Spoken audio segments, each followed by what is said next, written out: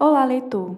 Hoje, no Contos de Sebo, continuaremos a leitura de A Casa dos Espíritos, de Isabel Allende. Capítulo 2 Las Três Marias. Na sala de jantar da casa, de móveis antiquados e maltratados que, num passado longínquo, haviam sido boas peças vitorianas, Esteban Trueba jantava com a irmã Férula, a mesma sopa gordurosa de todos os dias e o mesmo peixe insípido de todas as sextas-feiras. Eram servidos pela empregada que os tinha atendido durante toda a vida, na tradição de então dos escravos remunerados. A velha mulher ia e vinha entre a cozinha e a sala, curvada e meio cega, mas ainda energética, levando e trazendo solenemente as travessas. Dona Esther Trueba não acompanhava seus filhos à mesa. Passava as manhãs imóvel em sua cadeira observando pela janela o movimento da rua, constatando como o decorrer dos anos ia deteriorando o bairro que, em sua juventude, fora tão elegante. Depois do almoço, mudavam-na para a cama, acomodando-a de modo que ficasse meio sentada, única posição que lhe permitia a artrite, sem mais companhia do que as leituras beatas de seus livrinhos pios de vidas e milagres dos santos. Ali ficava até o dia seguinte, quando tornava a repetir a mesma rotina. Sua única saída à rua era para assistir à missa do domingo na igreja de São Sebastião, a 2 quarteirões da casa, levada na cadeira de rodas por Férula e a empregada. Esteban havia acabado de catar a carne esbranquiçada do peixe na trama de espinhas e pousado os talheres no prato. Sentava-se muito reto, tal como caminhava, esticado e com a cabeça ligeiramente inclinada para trás e um pouco para o lado, olhando de esguelha, numa mistura de altivez, desconfiança e miopia. Essa atitude seria desagradável se seus olhos não fossem surpreendentemente doces e claros. A posição tão dura era adequada a um homem forte e baixo que quisesse parecer mais alto. Mas ele media 1,80 m e era muito magro.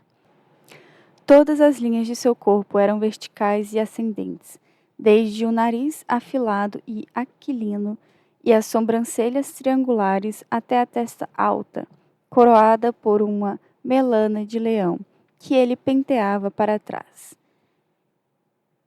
Tinha ossos largos e mãos de dedos longos. Caminhava com grandes passadas, movia-se com energia e parecia muito forte, sem lhe faltar, contudo, certa graça nos gestos. Seu rosto era muito harmonioso, apesar da postura austera e sombria, e de frequente expressão de mau humor. Seu traço predominantemente era o mau gênio e a tendência a se tornar violento e perder a cabeça, característica que possuía desde a infância, quando se atirava ao chão com a boca cheia de espuma, sem poder respirar, enraivecido, esperneando como um possesso. Era preciso mergulhá-lo em água gelada para recuperar o controle. Mais tarde aprendeu a dominar-se, mas ficou-lhe para o resto da vida aquela ira sempre prestes a explodir, que demandava pouco estímulo para aflorar em ataques terríveis. "Não vou voltar à mina", disse. Era a primeira frase que trocava com sua irmã à mesa. Tomara essa decisão na noite anterior, ao se dar conta que não tinha sentido continuar a manter sua vida de eremita em busca de enriquecimento rápido. Tinha concessão da mina por mais 2 anos, tempo suficiente para explorar bem o maravilhoso filão que descobrira. Mas pensava que, embora o capataz roubasse um pouco, ou não soubesse explorá-lo como ele, não havia nenhuma razão para se enterrar no deserto. Não desejava tornar-se rico à custa de tantos sacrifícios. Tinha a vida inteira para enriquecer, se pudesse, e para aborrecer-se e esperar a morte, sem Rosa. "Em alguma coisa você terá de trabalhar, Esteban", retrucou Férula. "Bem sabe que gastamos muito pouco, quase nada, mas os remédios da mamãe são caros." Esteban fitou a irmã. Era ainda uma bela mulher, de formas generosas e rosto ovalado de Madonna romana. Mas sua pele pálida, com reflexos de pêssego, e seus olhos cheios de sombra já insinuavam a fealdade da resignação. Férula aceitara o papel de enfermeira de sua mãe. Dormia no quarto contíguo ao de Dona Esther, disposta a qualquer momento a correr para junto dela, a fim de dar-lhe suas poções, pôr-lhe a comadre e ajeitar seus travesseiros. Tinha a alma atormentada. Comprazia-se na humilhação e nas tarefas abjetas. Acreditava que alcançaria o céu mediante o terrível processo de sofrer injustiças. Por isso, sentia prazer em limpar as pústulas das pernas enfermas de sua mãe, lavando-a, afundando-se em seus cheiros e misérias, investigando seu urinol. E se odiava tanto por esses prazeres tortuosos e inconfessáveis, quanto odiava a mãe por lhe servir de instrumento. Atendia sem se queixar, mas sutilmente procurava fazê-la pagar o preço de sua invalidez.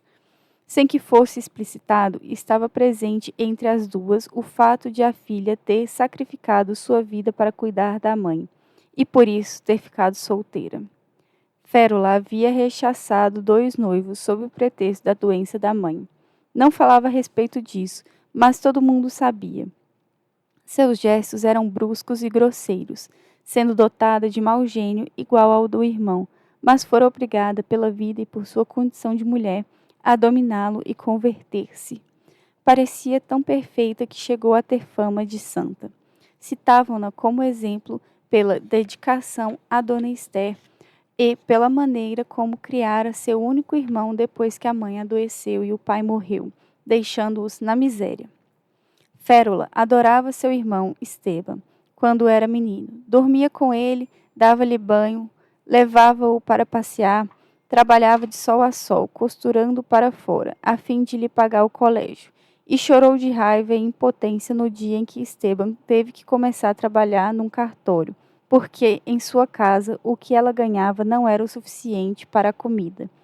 Cuidara dele e servir a ele como fazia agora com a mãe, e também o envolveu na rede invisível da culpabilidade e das dívidas de gratidão não pagas. O rapaz começou a se afastar dela assim que vestiu calças compridas. Esteban era capaz de identificar o momento exato em que se deu conta de que sua irmã era uma sombra fatídica. Foi quando recebeu seu primeiro pagamento. Resolveu reservar 50 centavos para realizar um sonho que acalentava desde a infância: tomar um café vienense. Pelas janelas do hotel francês, via os garçons passando com bandejas à altura da cabeça, levando as preciosidades, altos copos de cristal, coroados por torres de creme batido e decorados com uma linda ginja cristalizada. No dia de seu primeiro pagamento, passou diante do estabelecimento muitas vezes antes de se atrever a entrar. Afinal, timidamente transpôs a porta, com a boina na mão, e dirigiu-se ao luxuoso refeitório, em meio aos lustres de pingente e móveis de estilo, com a sensação de que todo mundo olhava para ele, de que 1000 olhos criticavam seu terno muito apertado e seus sapatos velhos. Sentou-se na beirada da cadeira, as orelhas quentes, e fez o pedido ao garçom com um fio de voz. Esperou impaciente, observando pelos espelhos o ir e vir das pessoas, saboreando antecipadamente o prazer tantas vezes imaginado. E então chegou seu café vienense, muito mais impressionante do que imaginara, soberbo, delicioso e acompanhado de 3 biscoitinhos de mel. Contemplou-o fascinado por alguns minutos. Finalmente atreveu-se a pegar a pequena colher de cabo longo e, com um suspiro de felicidade, mergulhou-a no creme. Tinha a boca cheia d'água. Decidida a prolongar aquele instante o maior tempo possível, esticando-o até o infinito, começou a mexer a colher, observando como o líquido escuro do copo se misturara à espuma do creme. Mexeu, mexeu, mexeu, e de repente a ponta da colher bateu no cristal, abrindo uma fenda por onde o café jorrou com pressão, caindo-lhe na roupa. Horrorizado, Esteban viu todo o conteúdo do copo espalhar-se pelo seu único terno, sob o olhar divertido dos ocupantes das outras mesas.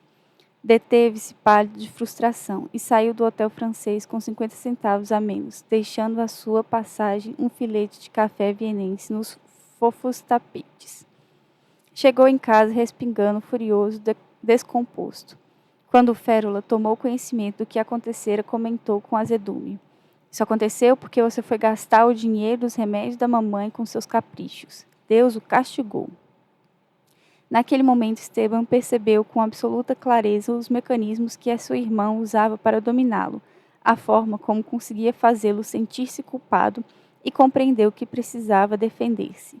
À medida que se foi afastando de sua tutela, Férula lhe foi tomando antipatia. A liberdade de que ele desfrutava doía-lhe como censura, como injustiça. Quando se apaixonou por Rosa, e ela o viu desesperado como um garoto pedindo-lhe ajuda, precisando dela, perseguindo-a pela casa para lhe suplicar que se aproximasse da família Del Valle, que falasse com Rosa, que subornasse a Nana, Férula voltou a se sentir importante para Esteban. Durante algum tempo pareceram reconciliados. Aquele breve reencontro, porém, não durou muito, e Férula não tardou a se dar conta de que tinha sido usada. Alegrou-se quando viu seu irmão partir para a mina. Desde que começara a trabalhar aos 15 anos, Esteban manteve a casa e assumiu o compromisso de fazê-lo para sempre, mas Férula isso não era suficiente.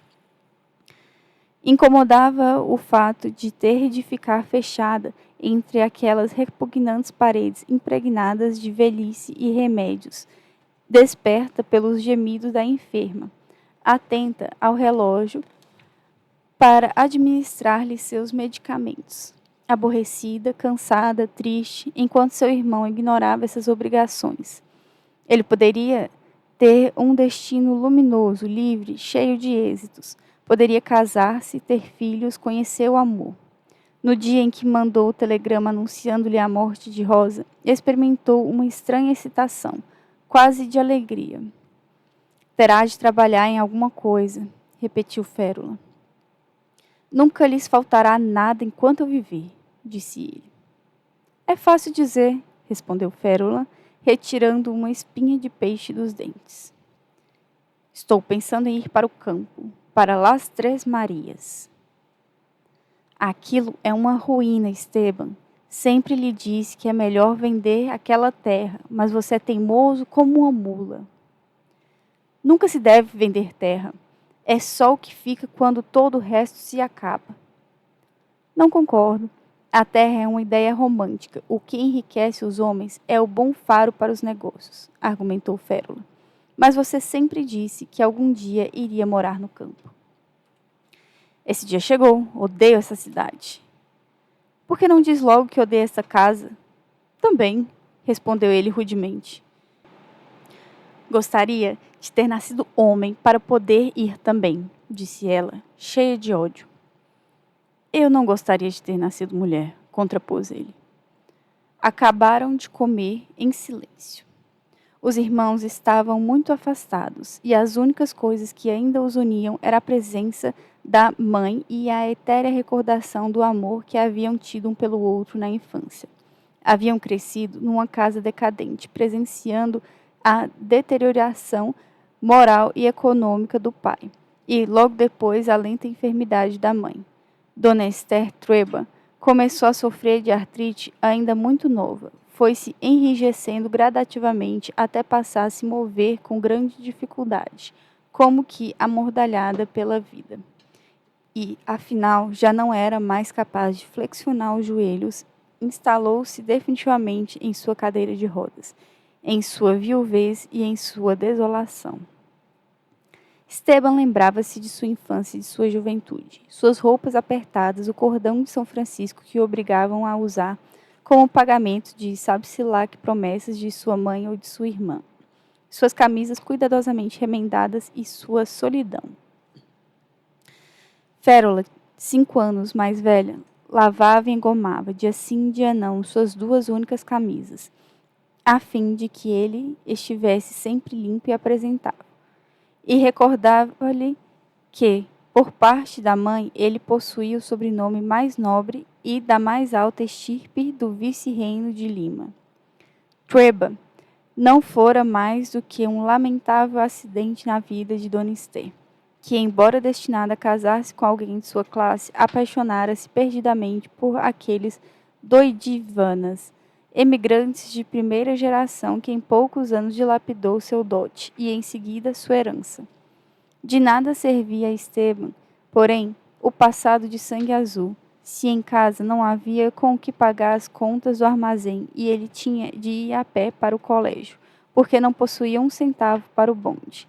Lembrava-se de que o mandavam à escola com o peito e as costas forrados com papel jornal, porque não tinha roupa debaixo de lã e seu casaco dava pena, e que muito sofria, imaginando que os companheiros pudessem ouvir, como ele mesmo ouvia, o barulho do papel roçando em sua pele. No inverno, a única fonte de calor era um braseiro no quarto de sua mãe, onde os três se reuniam para poupar velas e carvão. Fora uma infância de privações, desconforto, aspereza, de intermináveis rosários noturnos, medos e culpas. De tudo isso, não lhe ficara mais do que a raiva e seu orgulho exagerado. 2 dias depois, Esteban Trueba partiu para o campo. Férola acompanhou-o à estação. Ao despedir-se, beijou-o friamente na face e esperou que subisse no trem. Com suas 2 malas de couro com fechaduras de bronze, as mesmas que comprara quando foi para a mina e que deveriam durar toda a sua vida, como lhe garantira o vendedor. Férola recomendou-lhe que se cuidasse e as vestisse de vez em quando, e disse-lhe que sentiria sua falta, mas ambos sabiam que estavam destinados a não se ver por muitos anos, e no fundo sentiam um certo alívio. Avise-me se a mamãe piorar, gritou Esteban pela janela, quando o trem se pôs em movimento. Não se preocupe, respondeu Férola, agitando seu lenço na plataforma.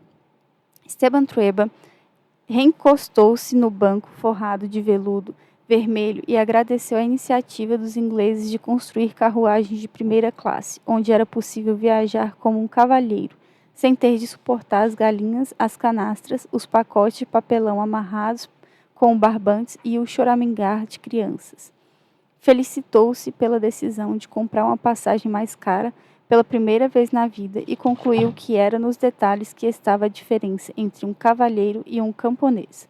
Por isso, embora em má situação, desse dia em diante iria gastar dinheiro nas pequenas comodidades que o faziam sentir-se rico.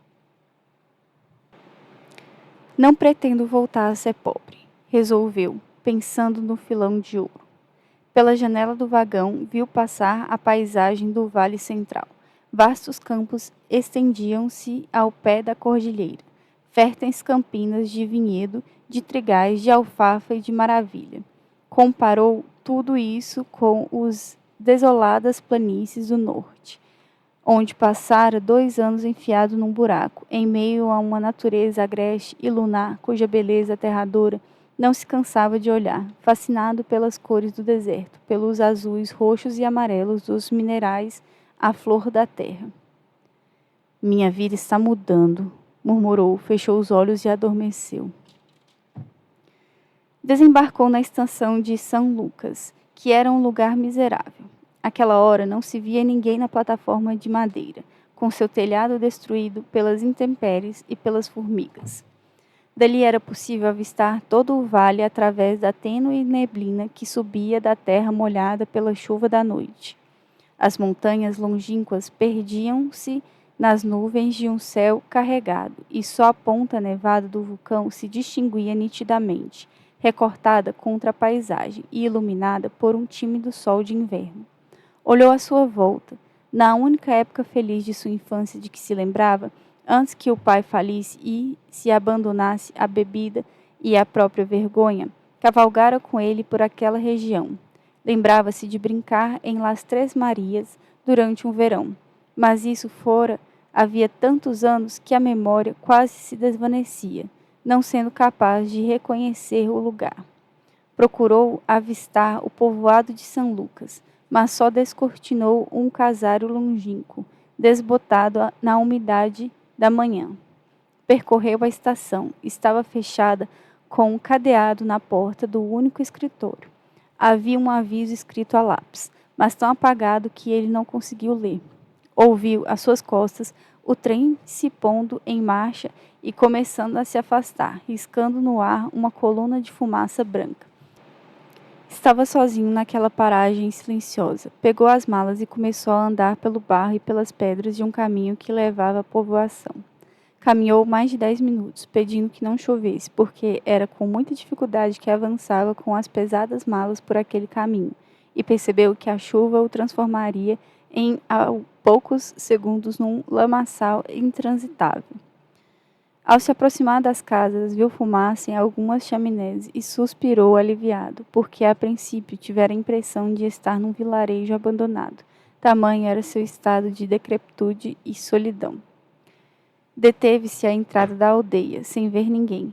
Na única rua ladeada de modestas casas de adobe, reinava o silêncio e teve a sensação de caminhar em sonhos. Acercou-se da casa mais próxima, que não tinha nenhuma janela e cuja porta estava aberta. Pousou as malas no chão e entrou, chamando em voz alta. Estava escuro e dentro da casa, porque a luz só entrava pela porta, de modo que precisou de alguns segundos para adaptar a vista e acostumar-se à penumbra. Então viu, brincando no chão de terra batida, duas crianças, que o encaravam com grandes olhos assustados e, na área mais adiante, uma mulher que se aproximava, secando as mãos no avental.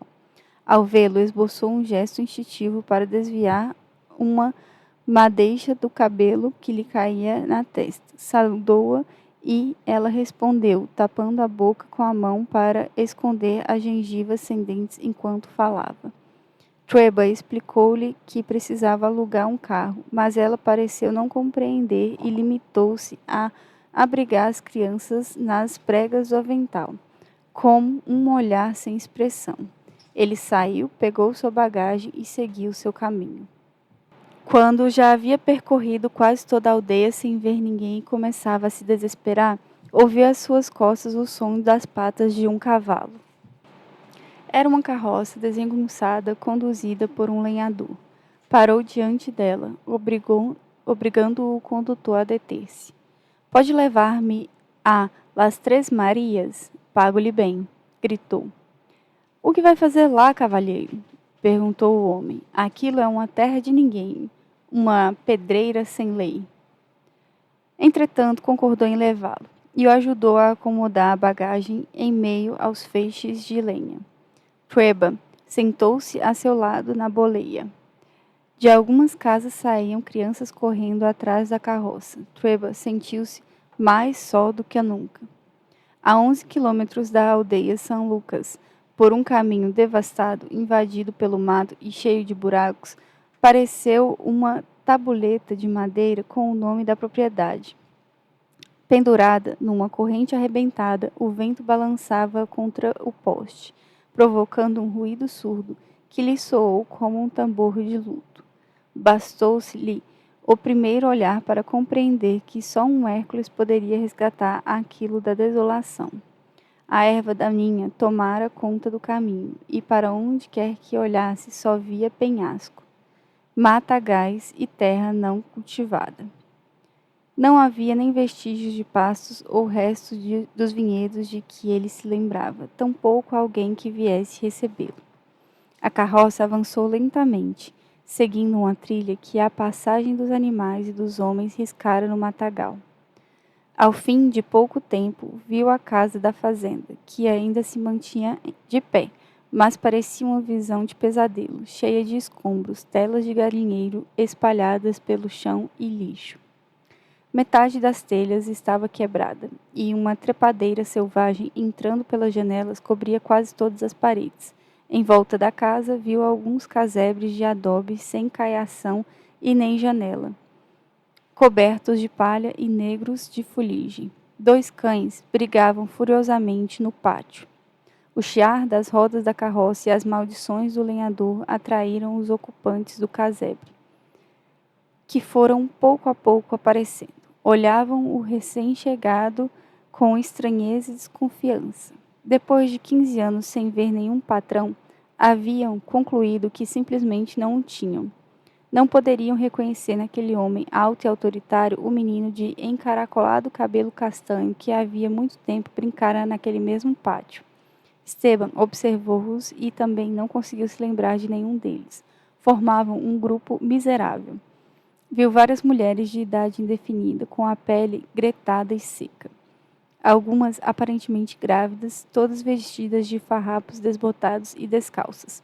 Calculou que haveria pelo menos uma dúzia de crianças de todas as idades. As mais novas estavam nuas. Outros rostos assomaram aos umbrais das portas, sem se atrever a sair. Esteban esboçou um gesto de saudação, mas ninguém respondeu. Algumas crianças correram para se esconder atrás das mulheres. Esteban saltou da carroça, descarregou suas 2 malas e deu algumas moedas ao lenhador. Se quiser, eu espero, patrão, disse o homem. Não, eu ficarei aqui. Dirigiu-se àquela casa, abriu a porta com um empurrão e entrou. Lá dentro havia luz suficiente, porque a manhã entrava pelos postigos quebrados e pelos buracos no teto, onde as telhas haviam cedido. Estava cheia de pó e teias de aranha, com aspecto de total abandono, e era evidente que nesses anos todos nenhum dos camponeses se atrevera a deixar sua choça para ocupar a grande casa senhorial vazia.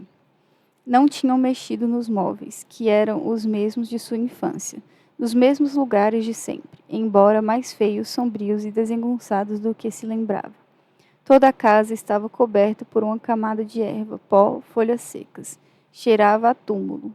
Um cachorro esquelético latiu furiosamente, mas Esteban Trueba não fez caso, e o cão, finalmente cansado, foi para um canto se coçar contra as pulgas.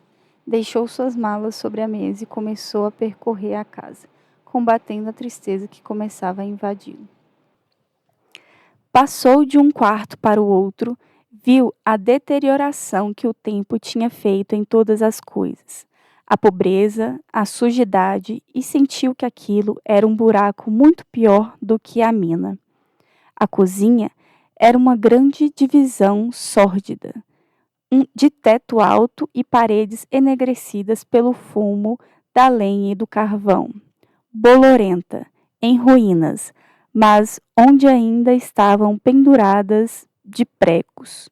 Nas paredes, as caçarolas e frigideiras de cobre e de ferro que não tinham sido usadas em 15 anos e em que ninguém tinha tocado em todo esse tempo. Os quartos de dormir tinham as mesmas camas e os grandes armários com espelhos ovais que o pai comprou noutro tempo.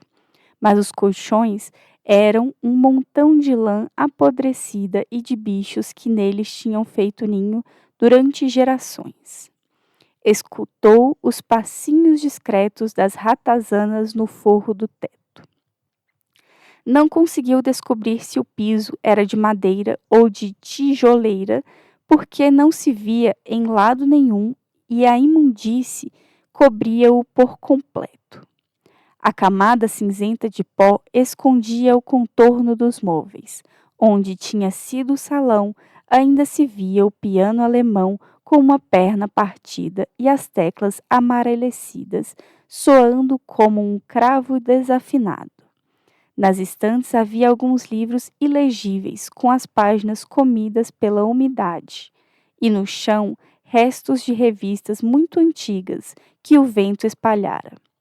Os caldeirões tinham as molas à vista e havia um ninho de ratos na poltrona onde a mãe se sentava a tecer antes que a doença lhe transformasse as mãos em garfos. Quando acabou de correr a casa, Esteban tinha as ideias mais claras. Sabia que tinha à sua frente um trabalho titânico, porque se a casa estava naquele estado de abandono, não podia esperar que o resto da propriedade estivesse em melhores condições. Por um momento, teve a tentação de carregar as 2 malas na carroça e voltar pelo mesmo caminho que o tinha trazido. Mas pôs logo de parte esse pensamento e achou que, se havia alguma coisa que pudesse acalmar a dor e a raiva de ter perdido Rosa, era partir às costas trabalhando naquela terra abandonada. Tirou o casaco, respirou profundamente e saiu para o pátio, onde estava ainda o lenhador junto dos caseiros reunidos a certa distância, com a timidez própria da gente do campo. Observaram-se mutualmente com curiosidade. Trueba deu 2 ou 3 passos até eles e percebeu um leve movimento de recuo no grupo. Correu os olhos pelos camponeses maltrapilhos e tentou fazer um sorriso amigável às crianças sujas de ranho, aos velhos remelosos e às mulheres sem esperança, mas saiu-lhe apenas um trejeito. "Onde estão os homens?" perguntou. O único homem novo deu um passo em frente. Provavelmente tinha a mesma idade que Esteban Trueba, mas parecia velho. "Foram-se embora", disse. "Como te chamas?"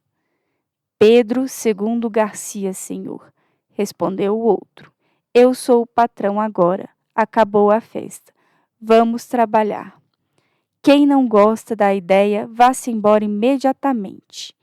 Aos que ficarem, não faltará que comer, mas terão de esforçar-se. Não quero fracos nem gente insolente, ouviram?" Olharam-se assombrados. Não tinham compreendido nem metade do discurso, mas sabiam reconhecer a voz do patrão quando a escutavam. "Entendidos, patrão", disse Pedro II Garcia. "Não temos onde ir. Vivemos sempre aqui. Ficamos." Um menino agachou-se e pôs a carga e um cão sarnento aproximou-se a cheirá-lo. Esteban, enojado, deu ordem de levar a criança, levar ao pátio e matar o cão. Assim começou a nova vida que, com o tempo, havia de fazê-lo esquecer Rosa. Ninguém me vai tirar da cabeça a ideia de que fui um bom patrão. Quem tivesse visto Las Três Marias nos tempos do abandono e a visse agora, que é um bom modelo, teria de concordar comigo. Por isso, não posso aceitar que a minha neta me venha com a história da luta de classes, porque, se virmos bem, esses pobres camponeses estão muito pior agora do que há 50 anos. Eu era como um pai para eles. Com a reforma agrária, fodemo-nos todos. Para tirar Las Três Marias da miséria, destinei todo o capital que tinha poupado para casar com Rosa e tudo o que me enviava o capataz da mina. Mas não foi o dinheiro que salvou esta terra, mas sim o trabalho e a organização. Correu a notícia de que havia um novo patrão em Las Três Marias e que estavam tirando as pedras com bois e lavrando os prados para semear. Começaram logo a chegar homens a oferecer-se com braçais, porque eu pagava bem e lhes dava bastante comida. Comprei animais. Os animais eram sagrados para mim e, embora passássemos o ano sem provar carne, não se sacrificavam. Assim cresceu o gado. Organizei os homens em grupos de 4 e, depois de trabalhar no campo, dedicávamos-nos a reconstruir a casa senhorial. Não eram carpinteiros nem pedreiros. Tive de lhes ensinar tudo, com a ajuda de manuais que comprei. Até canalizações fizemos com eles, arranjamos os telhados, caiamos tudo e limpamos até deixar a casa brilhante por dentro e por fora. Reparti os móveis entre os caseiros, menos a sala de jantar, que ainda estava intacta apesar do pó que tinha invadido tudo, e a cama de ferro forjado que tinha sido dos meus pais. Fiquei a viver na casa vazia, sem mais mobiliário que essas 2 coisas e uns caixotes onde me sentava, até que Férula me mandou da capital os móveis novos que lhe encomendei. Eram peças grandes, pesadas, faustosas, feitas para resistir muitas gerações e adequadas para a vida no campo. E a prova é que foi preciso um terremoto para as destruir. Encostei-os às paredes, pensando na comodidade e não na estética, e logo que a casa ficou confortável, senti-me satisfeito e comecei a acostumar à ideia de que ia passar muitos anos, talvez toda a vida, em Las Três Marias. As mulheres dos caseiros faziam turnos para servir a casa senhorial e encarregaram-se da minha horta. Em breve, vi as primeiras flores do jardim, que tracei por minhas próprias mãos e que, com muitas poucas modificações, é o mesmo que existe hoje em dia. Nessa época, a gente trabalhava sem contar anedotas. Creio que a minha presença lhes tornou a dar segurança e viram que, pouco a pouco, aquela terra se convertia num lugar próspero. Era gente boa e simples, não havia revoltados. Também é certo que eram muito pobres e ignorantes. Antes de eu chegar, limitavam-se a cultivar suas pequenas quintarolas familiares, que lhes davam o indispensável para não morrer de fome, desde que não as flagelasse alguma catástrofe, como a seca, a geada, a peste, a formiga ou o caracol. Casos em que as coisas se tornavam muito difíceis para eles. Comigo, tudo isso mudou. Fomos recuperando os pastos um por um, reconstruímos o galinheiro e os estábulos, e começaram os a praticar um sistema de regas para que as sementeiras não dependessem do clima, mas de um mecanismo científico. Mas a vida não era fácil, era muito dura. Por vezes eu ia à aldeia e voltava como um veterinário que via as vacas e as galinhas e que, de passagem, dava uma olhada nos doentes. Não é que eu partisse do princípio de que, se os conhecimentos do veterinário chegavam para os animais, também serviam para os pobres, como me diz a minha neta quando me quer pôr furioso. O que se passava era que não se conseguiam médicos por aquelas paragens. Os camponeses consultavam uma bruxa indígena que conhecia o poder das ervas e da sugestão, em quem tinham grande confiança, muito mais do que no veterinário. A parturientes davam à luz com a ajuda das vizinhas, da oração e de uma parteira que quase nunca chegava a tempo, porque fazia a viagem de burro. Mas tanto servia para fazer nascer uma criança como para tirar um vitelo atravessado numa vaca. Os doentes graves, esses que nenhum encantamento da bruxa nem mesinha do veterinário podiam curar, eram levados por Pedro II Garcia ou por mim numa carroça ao Hospital das Freiras, onde às vezes havia um médico de turno que os ajudava a morrer. Os mortos iam parar a um pequeno campo santo junto da igreja abandonada ao pé do vulcão, onde há agora um cemitério como Deus manda. Uma ou duas vezes por ano eu conseguia que um padre fosse benzer os casamentos, os animais e as máquinas, batizar as crianças e dizer algumas orações atrasadas aos defuntos. As únicas diversões eram capar porcos e touros, as lutas de galos, a raia e as incríveis histórias de Pedro Garcia, o velho, que em paz descanse.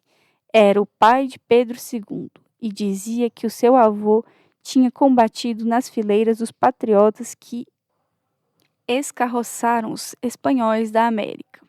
Ensinava as crianças a deixar-se picar por aranhas e a tomar urina de mulher grávida para as imunizar. Conhecia quase tantas ervas como a bruxa, mas confundia-se no momento de decidir a sua aplicação e cometia alguns erros irreparáveis. Para arrancar dentes, no entanto, reconheço que tinha um sistema insuperável, que lhe tinha dado justa fama em toda a região. Era uma combinação de vinho tinto e Pai Nossos que punha o paciente em transe hipnótico. A mim tirou-me um molar sem dor, e, se estivesse vivo, seria o meu dentista. Muito depressa, comecei a sentir-me bem no campo. Os meus vizinhos mais próximos ficavam a uma boa distância a cavalo, mas não me interessava a vida social. Agradava-me a solidão e, além disso, tinha muito trabalho entre as mãos. Fui me convertendo num selvagem. Esqueci as palavras, encurtou-se o vocabulário, tornei-me muito mandão. Como não tinha necessidade de aparentar isso ou aquilo, acentuou-se o mau caráter que sempre tive. Tudo me dava raiva. Indignava-me quando via as crianças rondando as cozinhas para roubar pão, quando as galinhas esvoaçavam pelo pátio, quando os pardais invadiam os milharais. Quando o mau humor começava a estovar-me e me sentia incomodado dentro da minha própria pele, saía à caça. Levantava-me muito antes do sol nascer e partia de espingarda ao ombro, com o meu bornal e o cão perdigueiro. Gostava de uma cavalgada no escuro, do frio, do amanhecer, do olhar largo pela sombra, do silêncio, do cheiro da pólvora e do sangue. Sentir contra o ombro o recuar da arma com um coice seco e de ver a presa cair aos trambolhões. Isso tranquilizava-me. E quando regressava de uma caçada com 4 coelhos miseráveis no bornal e umas quantas perdizes tão chumbadas que nem serviam para serem cozinhadas, meio morto de fadiga e cheio de lama, sentia-me aliviado e feliz. Quando penso nesses tempos, dá-me uma tristeza. A vida passou por mim muito rápida. Se voltasse a começar, há alguns erros que não cometeria, mas em geral não me arrependo de nada. Sim, fui um bom patrão. Disso não há dúvida. Nos primeiros meses, Esteban Trueba esteve tão ocupado canalizando a água, cavando poços, arrancando pedras, limpando cavalariças e reparando galinheiros e estábulos, que não teve tempo de pensar em nada. Deitava-se estafado e levantava-se de madrugada. Tomava um magro pequeno almoço na cozinha e partia a cavalo para vigiar os trabalhos no campo. Não regressava antes do anoitecer. Nessa hora, fazia a única refeição completa do dia, sozinho na sala de jantar da casa. Nos primeiros meses, fez tensão de tomar banho e de mudar de roupa diariamente à hora de jantar, como tinha ouvido que faziam os colonos ingleses nas aldeias mais longínquas da Ásia e da África, para não perder a respeitabilidade e a autoridade. Vestia-se com a melhor roupa, barbeava-se e punha no gramofone as mesmas áreas de suas óperas preferidas todas as noites. Mas, pouco a pouco, deixou-se vencer pela rusticidade e aceitou que não tinha vocação de penitente, especialmente se não tinha ninguém que pudesse apreciar o esforço. Deixou de se barbear, cortava o cabelo quando lhe chegava aos ombros e continuou a tomar banho só porque tinha um hábito muito arraigado, mas despreocupou-se da sua roupa e das suas maneiras. Foi se tornando um bárbaro. Antes de dormir, lia um bocado ou jogava xadrez. Tinha desenvolvido a habilidade de competir contra um livro sem fazer batota e de perder partidas sem se aborrecer. No entanto, a fadiga do trabalho não foi suficiente para sufocar sua natureza robusta e sensual. Começou a passar mal às noites. Os cobertores pareciam-lhe muito pesados, os lençóis demasiado suaves. O seu cavalo dava passadas irrequietas e de repente transformava-se numa fêmea formidável, numa montanha dura e selvagem de carne, sobre a qual cavalgava até moer os ossos. Os macios e perfumados melões da horta pareciam-lhe descomunais peitos de mulher e surpreendia-se enterrando a cara na manta da sua montada, buscando o cheiro acre do suor do animal e a semelhança com aquele aroma longínquo e proibido das suas primeiras prostitutas. De noite, excitava-se com pesadelos de mariscos apodrecidos, de pedaços enormes de res esquartejada, de sangue, de sêmen, de lágrimas. Acordava tenso, com o sexo como um ferro entre as pernas, mais violento do que nunca. Para aliviar-se, corria a mergulhar-se todo nu no rio e aprofundava-se nas águas geladas até perder a respiração. Mas então julgava sentir mãos invisíveis que lhe acariciavam as pernas. Vencido, deixava-se flutuar à deriva, sentindo-se abraçar pela corrente, beijando pelos limos, fastigando pelas canas da margem. Ao fim de pouco tempo, a sua necessidade oprimida era notória.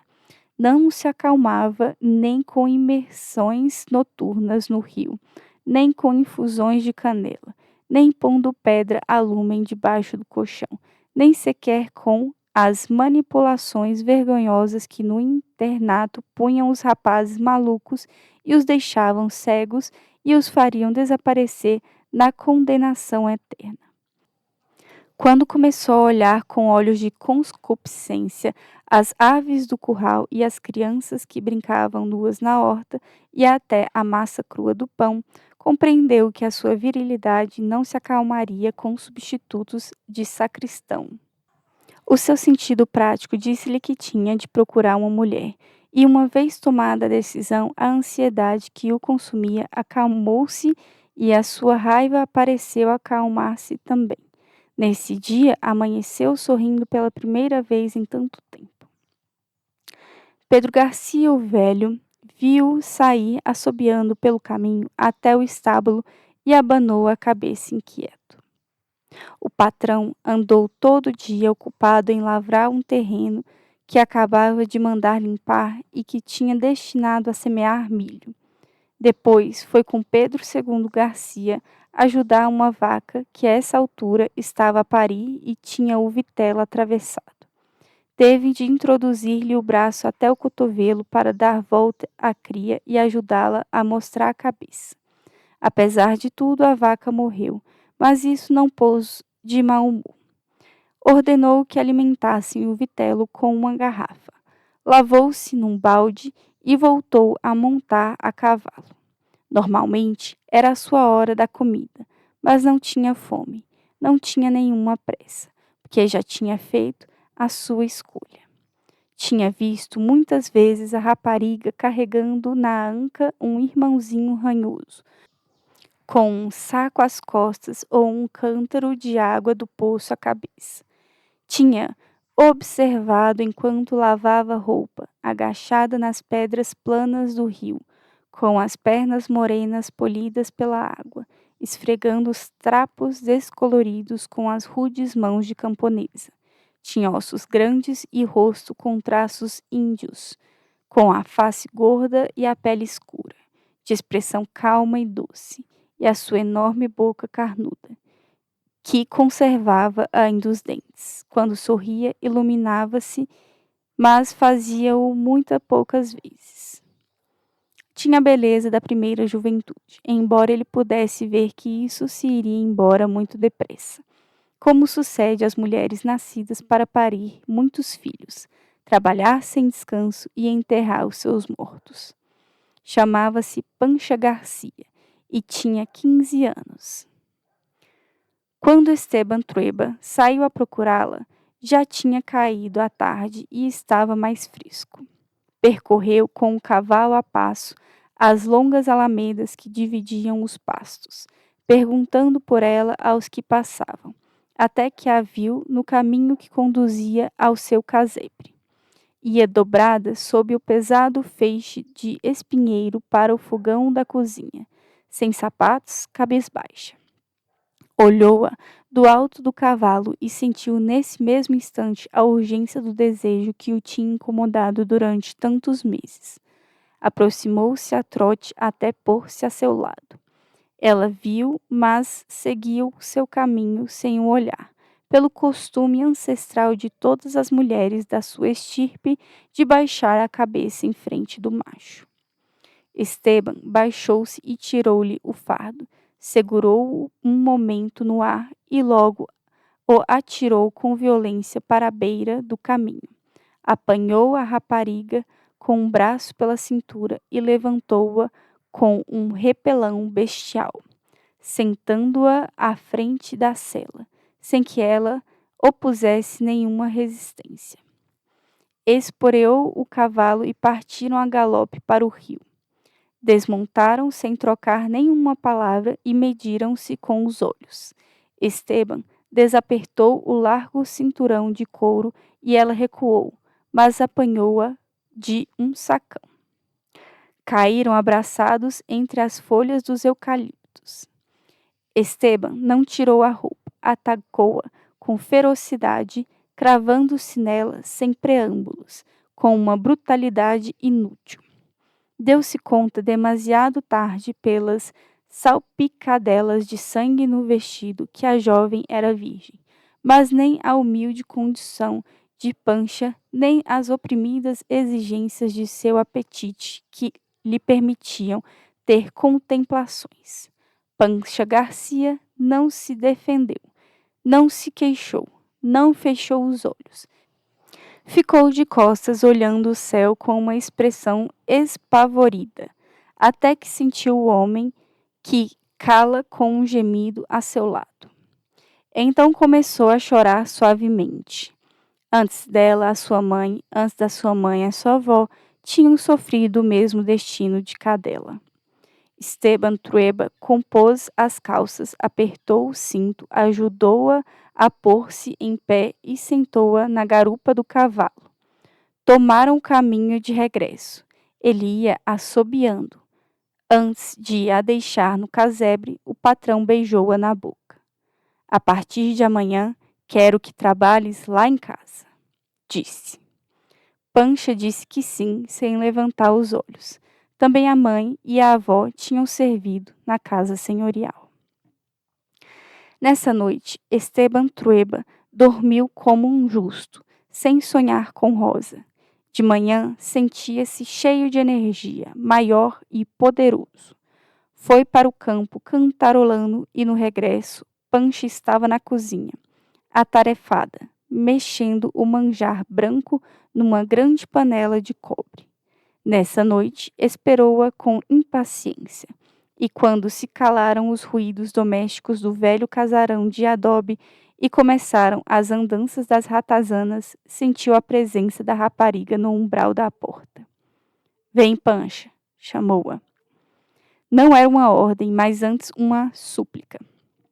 Dessa vez, Esteban teve tempo para a gozar e fazê-la gozar. Percorreu-a tranquilamente, aprendendo de memória o cheiro a fumo do seu corpo e da sua roupa lavada com cinza e passada com ferro a carvão. Conheceu a textura do seu cabelo negro e liso, da sua pele suave dos sítios mais recônditos, áspera e calosa nos outros, dos seus lábios frescos, do seu sexo sereno e do seu ventre amplo. Desejou-a com calma e iniciou-a na ciência mais secreta, a mais antiga. Provavelmente foi feliz nessa noite e em algumas noites mais, brincando como dois cachorros na grande cama de ferro forjado que tinha sido do primeiro Trueba e que já estava meio coxa, mas que ainda podia resistir às investidas do amor. Cresceram os seios na Pancha Garcia e arredondaram-se-lhes as ancas. Esteban Trueba melhorou por algum tempo o mau humor e começou a interessar-se pelos seus caseiros. Visitou-os nos casebres de miséria. Descobriu na penumbra de um deles um caixote cheio de papel de jornal, onde compartilhavam o sono uma criança de peito e uma cadela recém-parida. Noutro, viu uma anciã que há 4 anos estava morrendo e que tinha os ossos às vistas pelas chagas das costas. Num pátio, conheceu um adolescente idiota que se babava, com uma corda ao pescoço, atado a um poste, falando de coisas de outro mundo, nu e com sexo de macho que esfregava incansavelmente contra o chão. Deu-se conta pela primeira vez que o pior abandono não era o das terras e dos animais, mas o dos habitantes de Las Três Marias, que tinham vivido no desamparo desde a época em que seu pai jogou o dote e a herança de sua mãe. Decidiu que era tempo de levar um pouco de civilização a esse canto perdido entre as cordilheiras e o mar. Em Las Três Marias começou uma febre de atividade que sacudiu a Madorra. Esteban Trueba pôs os camponeses a trabalhar como nunca o tinham feito. Cada homem, mulher, velho ou criança que pudesse ter-se nas pernas foi empregado pelo patrão, ansioso de recuperar em poucos meses os anos de abandono. Mandou construir um celeiro e despensas para guardar alimentos para o inverno. Mandou salgar a carne de cavalo e fumar a de porco e pôs as mulheres a fazer doces em conservas de frutas. Modernizou a ordenha, que não passava de um barracão cheio de esterco e moscas, e obrigou as vacas a produzir suficiente leite. Iniciou a construção de uma escola com 6 salas, porque tinha a ambição de que todas as crianças e adultos de Três Marias deviam aprender a ler e escrever, a somar, e ainda que não fosse partidário de que adquirissem outros conhecimentos, para que não se lhe enchesse a cabeça com ideias impróprias ao seu estado e condição. No entanto, não conseguia um professor que quisesse trabalhar naquelas lonjuras, e perante a dificuldade de apanhar os garotos com promessas de açoites e caramelos para alfabetizá-los ele mesmo, abandonou a ilusão e deu outros usos à escola. Sua irmã Férula enviava-lhe da capital os livros que ele encomendava. Era literatura prática. Com eles aprendeu a dar injeções nas pernas e fabricou um rádio de galena. Gastou os seus primeiros ganhos na compra de tecidos rústicos, uma máquina de costura, uma caixa de pílulas homeopáticas com seu manual de instruções, uma enciclopédia e um carregamento de cartilhas, cadernos e lápis. Acarinhou o projeto de fazer um refeitório onde todas as crianças recebessem uma refeição completa por dia, para que crescessem fortes e sãs e poderem trabalhar desde pequenas.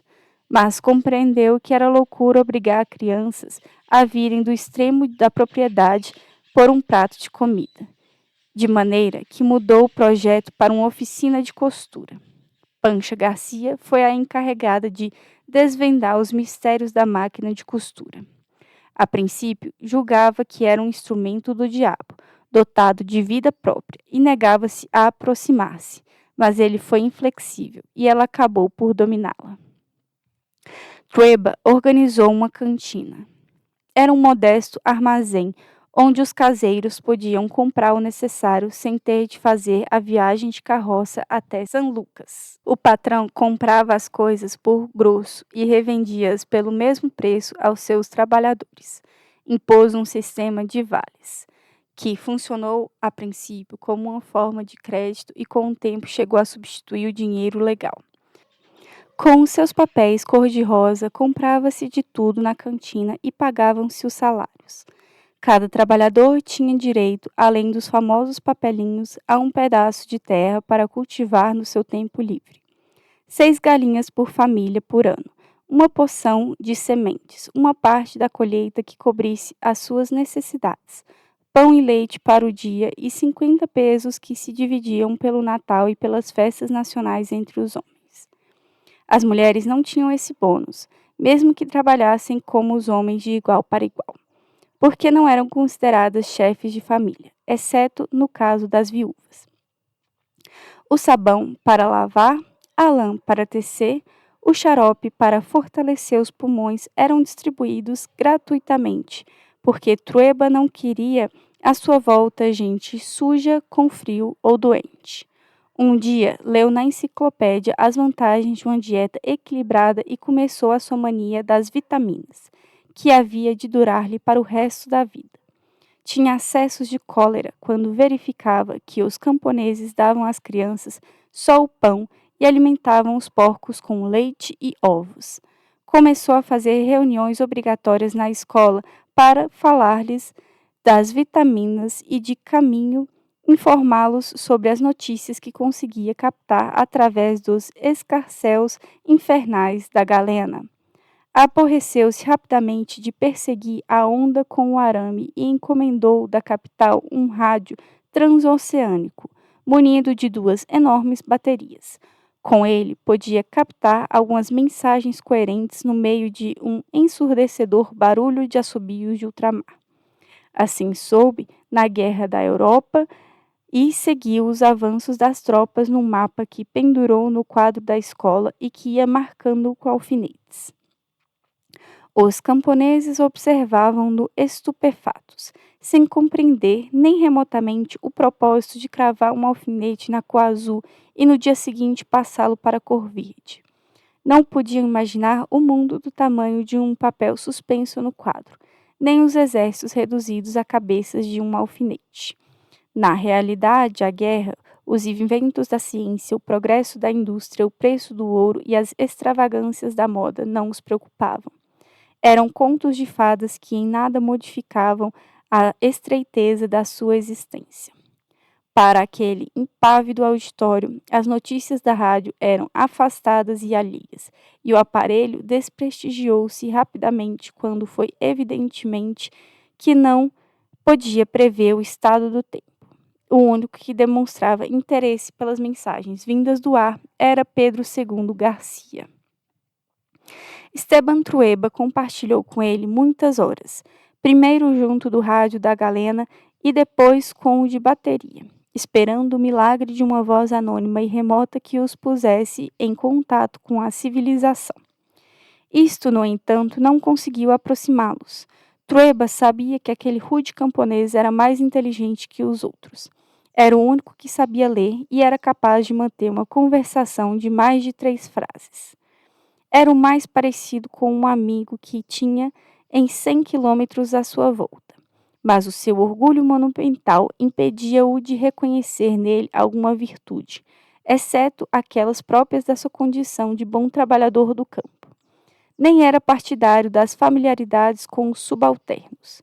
Por seu lado, Pedro II odiava-o, mesmo que nunca tivesse posto nome a esse sentimento tormentoso que lhe abrasava a alma e o enchia de confusão. Pressentia que nunca se atreveria a fazer-lhe frente, porque ele era o patrão. Teria de suportar as suas cóleras, as suas ordens injustas e a sua prepotência durante o resto da sua vida. Nos anos em que Las Três Marias estiveram abandonadas, ele tinha assumido de forma natural o mando da pequena tribo, que sobreviveu nessas terras esquecidas. Tinha se acostumado a ser respeitado, a mandar, a tomar decisões e a não ter mais que o céu sobre a sua cabeça. A chegada do patrão mudou-lhe a vida, mas não podia deixar de admitir que agora viviam melhor, que não passavam fome e que estavam mais protegidos e seguros. Algumas vezes, Trueba julgou ver-lhes nos olhos um brilho assassino, mas nunca pôde acusá-lo de uma insolência que fosse. Pedro II obedecia sem refilar, trabalhava sem se queixar. Era honesto e parecia leal. Se via passar a irmã Pancha no corredor da casa senhorial com o vai e vem pesado de fêmea satisfeita, baixava a cabeça e calava-se. Pancha Garcia era jovem e o patrão era forte. O resultado previsto da sua relação começou a notar-se em poucos meses. As veias das pernas da rapariga apareceram com lombrigas na sua pele morena. O seu gesto tornou-se mais lento, o seu olhar mais largo. Perdeu o interesse pelas brincadeiras descaradas na cama de ferro forjado e rapidamente ficou com as cinturas grossas e os seios a caírem-lhe com o peso de uma nova vida que lhe crescia nas entranhas. Esteban levou muito tempo a dar-se conta disso, porque quase nunca olhava e, passado o entusiasmo do primeiro momento, nem a acariciava. Limitava-se a utilizá-la como uma medida higiênica que lhe aliviava a tensão do dia e lhe oferecia uma noite sem sonhos. Mas chegou o momento em que a gravidez de Pancha foi evidente, inclusivamente para ele. tomou-lhe repulsa. Começou a vê-la como uma enorme vasilha que continha uma substância informe e gelatinosa, que não podia reconhecer como seu filho. Pancha abandonou a casa do patrão e regressou ao casebre de seus pais, onde não lhe fizeram perguntas. Continuou a trabalhar na cozinha senhorial, amassando pão e cozendo a máquina, cada dia mais deformada pela maternidade. Deixou de servir Esteban à mesa e evitou encontrar-se com ele, já que nada tinham a compartilhar. Uma semana depois de ela sair da sua cama, voltou a sonhar com Rosa e despertou com os lençóis úmidos. Olhou pela janela e viu uma menina delgada que estava a pendurar roupa recém-lavada no arame. Não parecia ter mais de 13 ou 14 anos, mas estava completamente desenvolvida. Nesse momento, voltou-se e olhou-o. Tinha o olhar de uma mulher. Pedro Garcia viu o patrão sair assobiando a caminho no estábulo e abanou a cabeça inquieto. No decurso dos 10 anos seguintes, Esteban Trueba tornou-se o patrão mais respeitado da região. Construiu casas de tijolos para os trabalhadores, conseguiu um professor para a escola e subiu o nível de vida a toda a gente das suas terras. Las Três Marias era um bom negócio, que não precisava da ajuda do filão de ouro, mas, pelo contrário, serviu de garantia para prorrogar a concessão da mina. O mau caráter de Trueba tornou-se lenda e acentuou-se até chegar a incomodá-lo a ele próprio. Não aceitava que ninguém o contestasse, não tolerava nenhuma contradição e considerava que a menor discordância era provocação. Também aumentou a sua voluptuosidade. Não passava nenhuma rapariga da puberdade à idade adulta sem que ele a fizesse provar o bosque, a orla do rio ou a cama de ferro forjado. Quando não ficaram mulheres disponíveis em Las Três Marias, dedicou-se a perseguir as de outras fazendas, violando-as num abrir e fechar de olhos, em qualquer lugar do campo, geralmente ao entardecer. Não se preocupava em fazê-lo às escondidas porque não tinha medo de ninguém. Em algumas ocasiões, chegaram a Las Três Marias um irmão, um pai, um marido ou um patrão a pedir-lhe contas. Mas, ante a sua violência descontrolada, essas visitas de justiça ou de vingança foram cada vez menos frequentes. A fama da sua brutalidade estendeu-se por toda a zona e causava invejosa admiração entre os machos da sua classe. Os camponeses escondiam as raparigas e apertavam os punhos inutilmente, pois não podiam fazer-lhe frente. Esteban Trueba era mais forte e tinha impunidade. Por 2 vezes apareceram cadáveres de camponeses de outras fazendas crivados por tiros de espingarda e a ninguém coube dúvida de que se tinha de procurar o culpado em Las Três Marias. Mas os policiais rurais limitaram-se a anotar o fato no livro de registros, com a trabalhosa caligrafia dos semi-analfabetos, acrescentando que tinham sido surpreendidos a roubar. A coisa não passou dali. Trueba continuou cultivando o seu prestígio de racha-diabos, semeando a região de bastardos, colhendo ódio e armazenando culpas que não lhe faziam moça, porque se lhe havia curtido a alma e tranquilizado a consciência com o pretexto do progresso.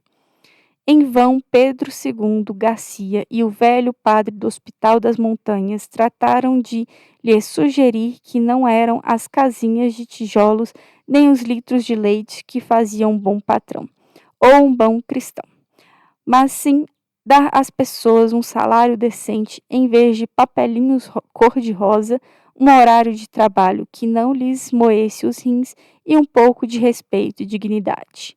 Trueba não queria ouvir falar dessas coisas que, segundo ele, cheiravam a comunismo.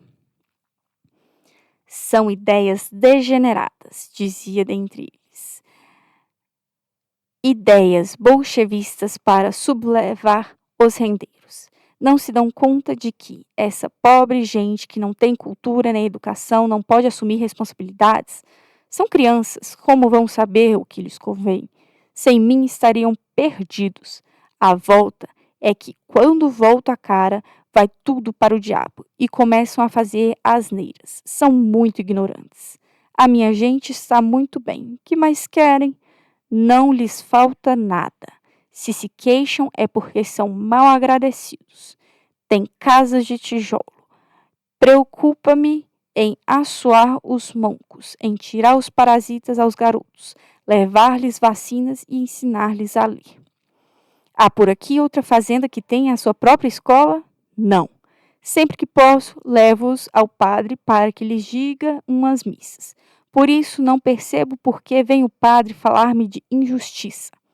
Não tem de se meter que não sabe e não é de sua incumbência. Eu queria vê-lo a tomar conta desta propriedade, para ver se ia andar com paninhos quentes. Com estes pobres diabos, há que ter mão dura. É a única linguagem que entendem. Se nos tornarmos brandos, não nos respeitam. Não nego que muitas vezes fui demasiado severo, mas fui sempre justo. Tive de lhes ensinar tudo, até a comer, porque se fosse por eles, alimentavam-se só de pão. Se me descuido, dão o leite e ovos aos porcos. Não sabem limpar o cu e querem ter o direito de voto? Se não sabem onde estão, como vão saber de política? São capazes de votar pelos comunistas, como os mineiros do norte, que com greves prejudicam todo o país, justamente quando o preço do minério está no seu ponto máximo. Mandar para lá a tropa era o que eu faria no norte, para os correr a bala, a ver se aprendem de vez por todas. Infelizmente, o cacete é a única coisa que funciona nesse país. Não estamos na Europa. Aqui, o que se necessita é um governo forte, um patrão forte. Seria muito bonito sermos todos iguais, mas não somos. Isso salta à vista. Aqui a única pessoa que sabe trabalhar sou eu e desafio a que me provem o contrário. Sou o primeiro a levantar-se e o último a deitar-se nessa maldita terra. Se fosse por mim, mandava tudo para o caralho e ia viver como um príncipe na capital.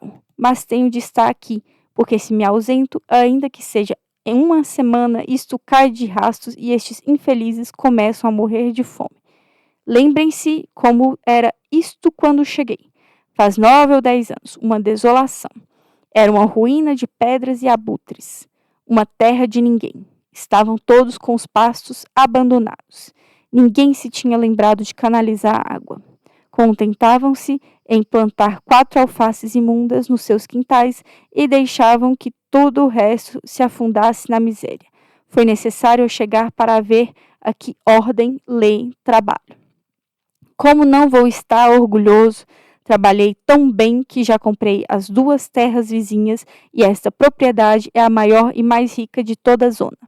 A inveja de toda a gente. Um exemplo, uma propriedade modelo. E agora que a estrada passa ao lado, duplicou o seu valor. Se quisesse vendê-la, podia ir-me embora para a Europa e viver dos meus rendimentos. Mas não vou, fico aqui a chatear-me. Faço isso por essa gente. Sem mim, estariam perdidos. Se vamos no fundo das coisas, não servem nem para fazer recados. Sempre o disse. São como crianças. Não há nenhum que faça o que tem de fazer sem que eu tenha de estar por trás a chicoteá-lo. E depois vem-me com essa história de que somos todos iguais. É de morrer de rir. Caralho.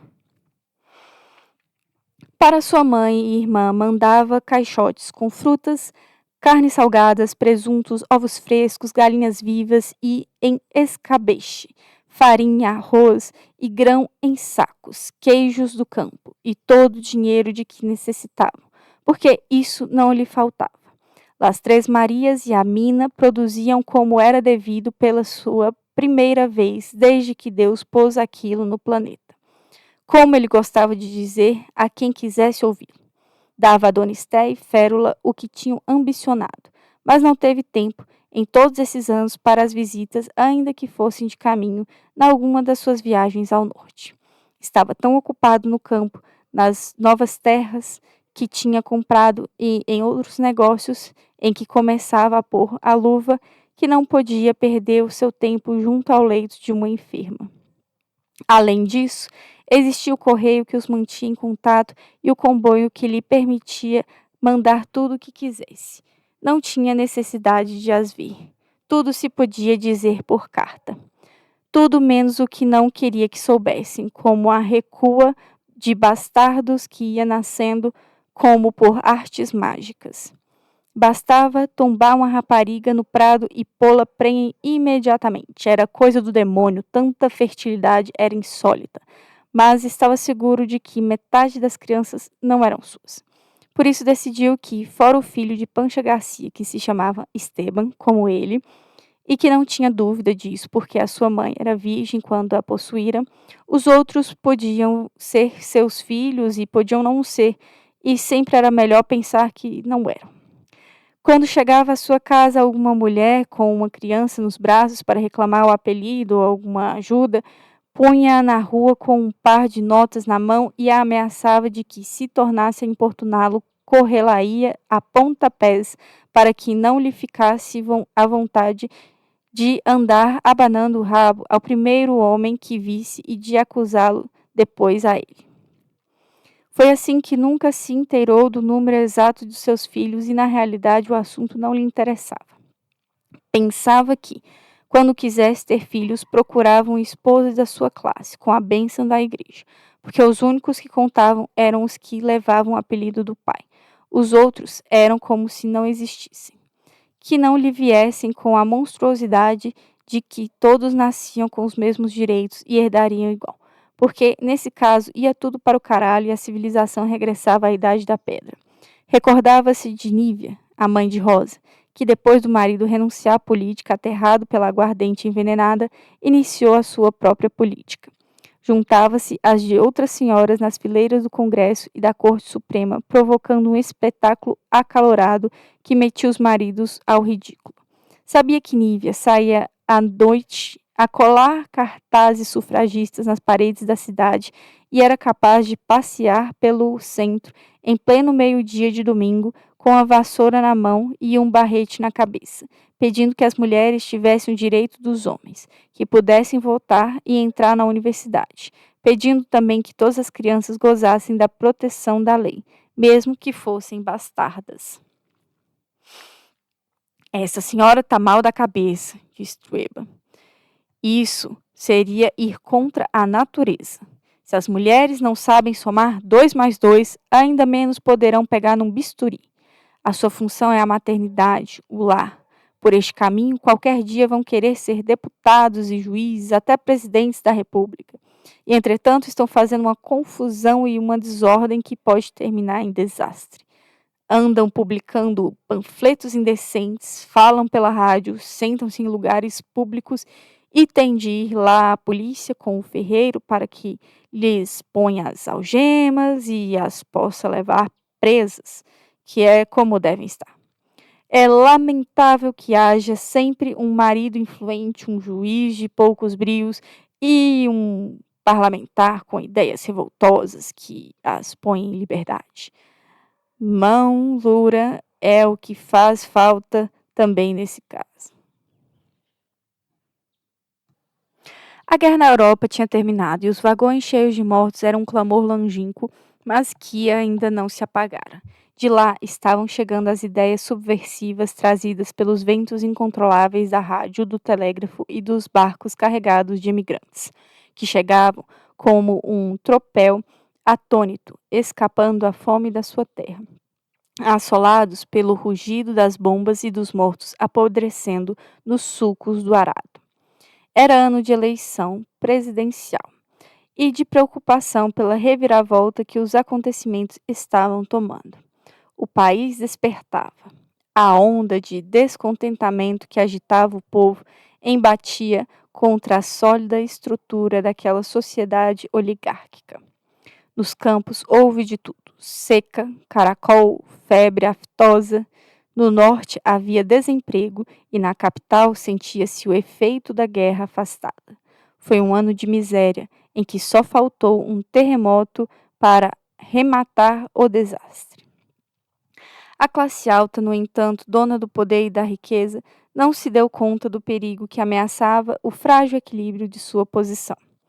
Os ricos divertiam-se dançando o charleston e os novos ritmos do jazz, o foxtrot e cumbias, dança típica da costa colombiana, de negros que eram uma maravilhosa indecência. Renovaram-se as viagens de barco à Europa, que se haviam suspendidos durante os 4 anos de guerra, e tornaram-se moda outras à América do Norte. Chegou a novidade do golfe, que reunia a melhor sociedade para bater numa bolinha com um taco, tal como 200 anos antes faziam os índios naqueles mesmos lugares. As damas punham colares de pérolas falsas até o joelho e chapéus de penico enfiado até as sobrancelhas. Cortavam o cabelo como os homens e pintavam-se como meretrizes. Tinham acabado com espartilho e fumavam de perna cruzada.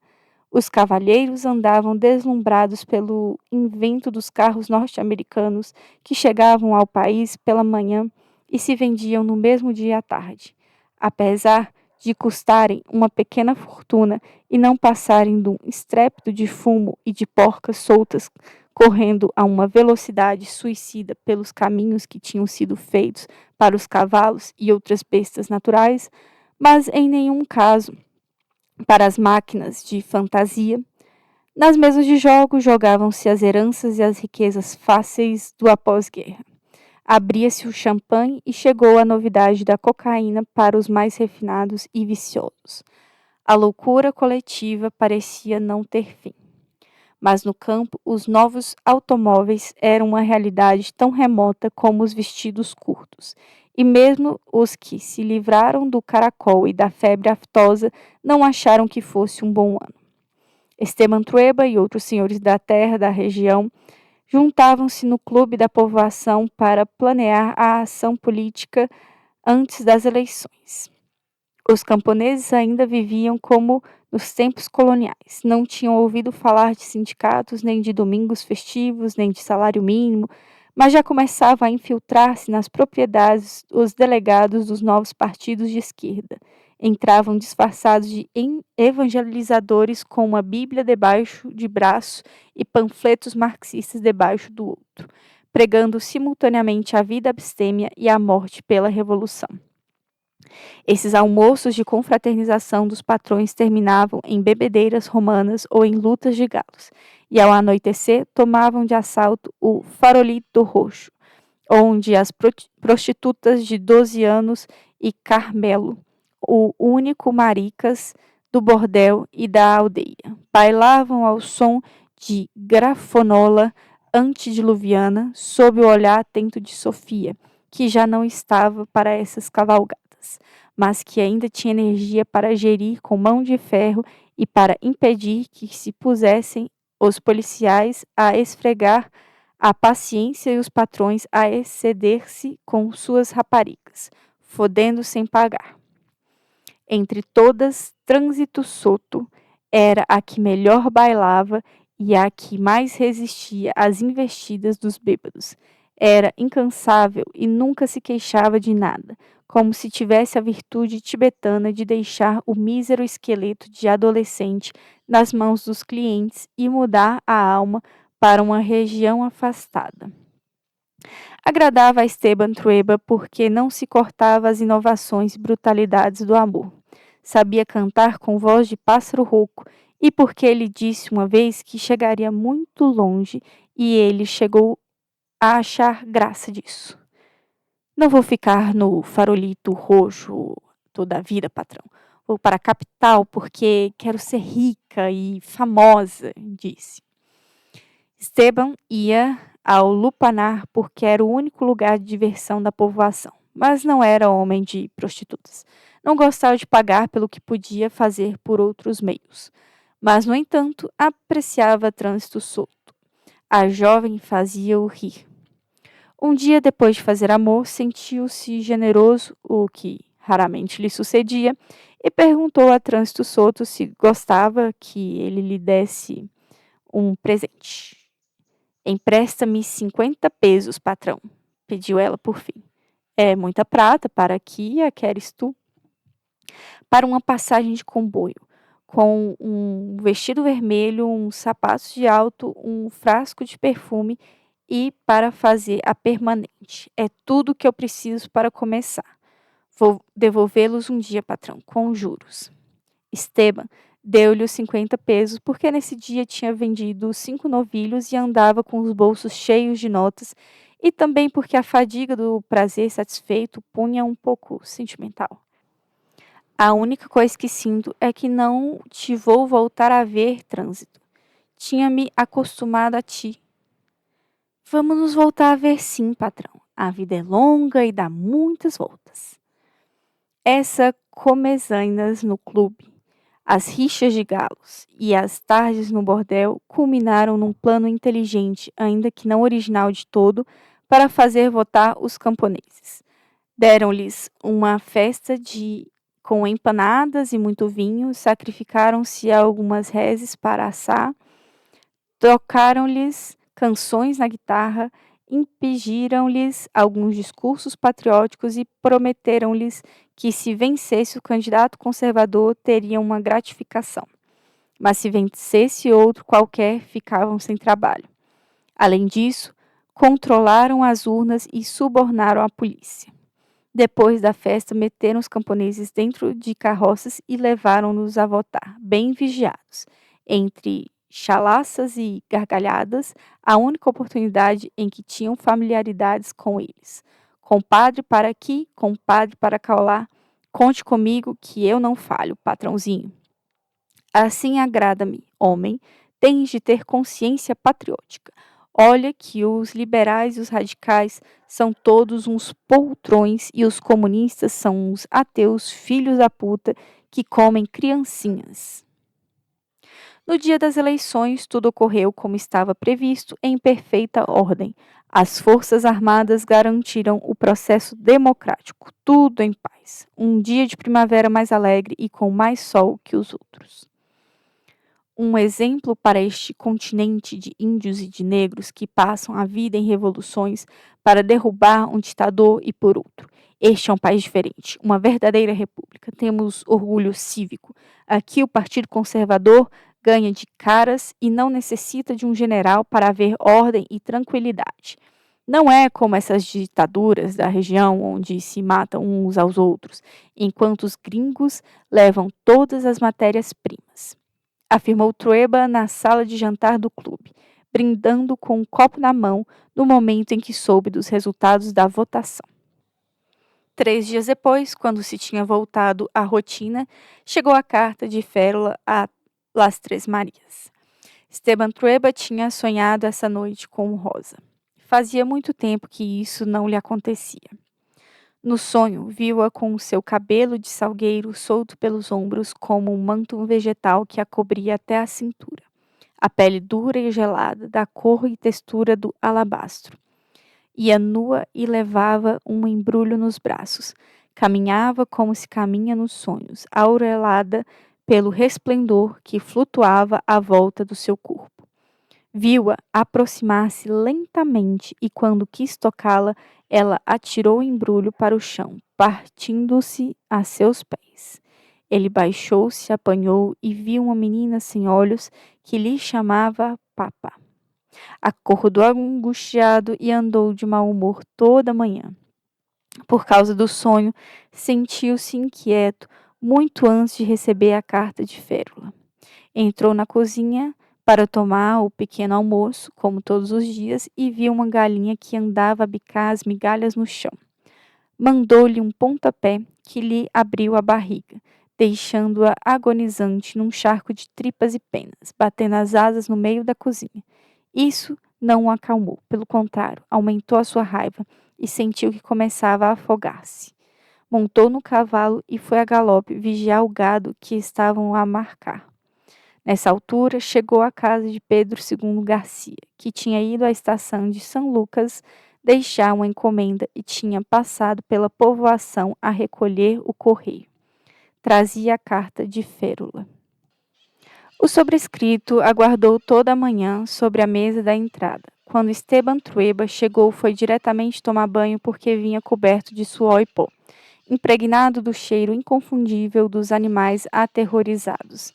Depois sentou-se no escritório a fazer contas e ordenou que lhe servissem a comida numa bandeja. Não viu a carta da irmã até a noite, quando percorreu a casa como fazia sempre antes de se deitar, para ver se as luzes estavam apagadas e as portas fechadas. A carta de Férula era igual a todas as que tinha recebido dela, mas ao tê-la na mão, soube, ainda antes de a abrir, que o seu conteúdo lhe mudaria a vida. Teve a mesma sensação que quando pegara o telegrama da irmã anunciando-lhe a morte de Rosa, anos atrás. Abriu-a, sentindo que lhe estalavam as fontes pelo pressentimento. A carta dizia laconicamente que Dona Esther Trueba estava a morrer e que Férula, depois de tantos anos a cuidar dela e a servi-la como uma escrava, tinha de aguentar que a sua mãe nem sequer a reconhecesse, mas que chamava dia e noite pelo seu filho Esteban, porque não queria morrer sem vê-lo. Esteban nunca tinha querido realmente ver a mãe, nem se sentia bem na sua presença, mas a notícia deixou-o a estremecer. Compreendeu que já não lhe serviam os pretextos sempre novos que inventava para não a visitar, e que tinha chegado o momento de fazer o caminho de volta à capital e enfrentar pela última vez essa mulher que estava presente nos seus pesadelos, com o seu cheiro rançoso de medicamentos, os seus queixumes tênues, as suas intermináveis orações. Essa mulher sofredora que tinha povoado de proibições e terrores a sua infância e carregado de responsabilidades e culpas a sua vida de homem. Chamou Pedro II Garcia e explicou-lhe a situação. Levou-o ao escritório e mostrou-lhe o livro de contabilidade e as contas da cantina. Entregou-lhe um molho com todas as chaves, menos a da adega, e anunciou-lhe que, a partir desse momento e até o seu regresso, ele era o responsável por tudo o que havia em Las Três Marias. Pedro II Garcia recebeu as chaves, meteu o livro das contas debaixo do braço e sorriu de alegria. Cada um faz o que pode, nada mais, patrão, disse, encolhendo os ombros. No dia seguinte, Esteban Trueba refez pela primeira vez em muitos anos o caminho que o tinha levado de casa da sua mãe para o campo. Foi uma carroça com 2 malas de couro até a estação de São Lucas. Tomou a carruagem de primeira classe dos tempos da companhia inglesa de caminhos de ferro e tornou a percorrer os vastos campos que se estendiam no sopé da cordilheira.